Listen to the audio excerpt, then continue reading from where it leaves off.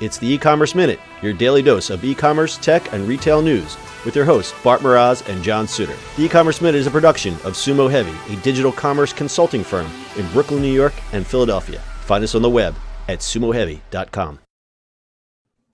It's E-Commerce Minute for February 28th, 2018. In today's episode, Market and Macy's pop-up shops.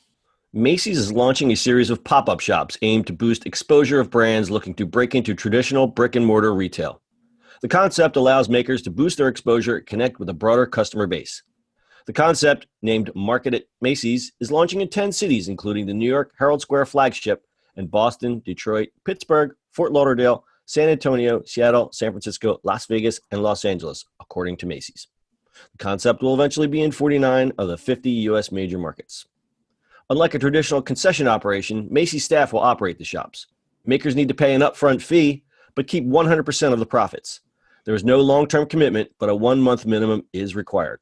The concept is similar to other pop-up concepts like Story and Bulletin. Each feature curated experiences featuring unique brands and merchandise. Pop-up shops are natural for big box retailers looking to experiment with new brands and product lines. And with increased pressure from online retailers, brick and mortar merchants need to create new and compelling reasons to get foot traffic to their stores. My biggest question is why they haven't not done this yet. Yeah. Right? Like, if you have this much space, and I know that, like, at Macy's or those big stores, like, you know, that floor space is expensive. Like, why not? That is exactly the point I was going to bring up, is that you can't just have a traditional department store anymore where it's like ladies lingerie, floor number 3. I think the store space needs to be fluid now, and I think you need to do 2 things. You need to keep exciting and delighting the customer, which is merchandising 101, and maybe once in a while surprising the customer where they go in the same entrance, because I know this is what I do. I go into the same entrance of Nordstrom's every time I go there, and I don't see I don't see other parts of the store because I'm going into this one spot. Why not switch things around? They're paying for the real estate anyway. What could it hurt? Yeah, no, absolutely. It's one of those. It's just, you know, the point that, you know, something like Story or Bulletin came out, and, you know, these guys are like, something new. We should do a story. We should do a story on Story, a story on Bulletin, a story on Story.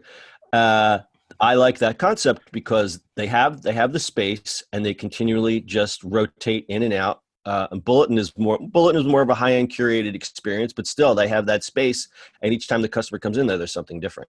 Mm-hmm. And every store is different. I think they have 4 or 5 stores now. They curate all that stuff, and it's great. I think, you know, we've talked about Bulletin before. I happen to know them. They're a great company. Yeah. So I think this is a trend because we talked about Kohl's. They had the same problem. Well, it's not Macy's isn't trying to solve this problem. Macy's is just trying to mix it up. But Kohl's had the problem of their footprint was too big. What do we do with this extra space?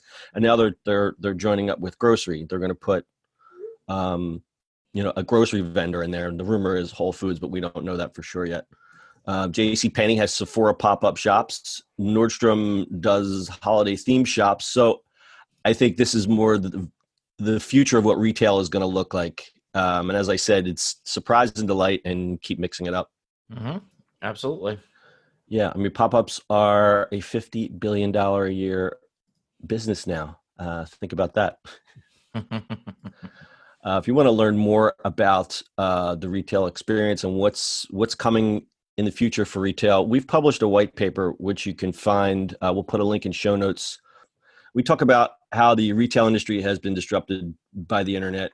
We take a look at different market segments, and one of those, we focus on pop-up shops. So if you'd like to get a view of that, that's at newrulesofretail.info, or if you're feeling lazy, just go to ecommerceminute.co and put it in the show notes for today's show. Do you have anything else to add, Bart?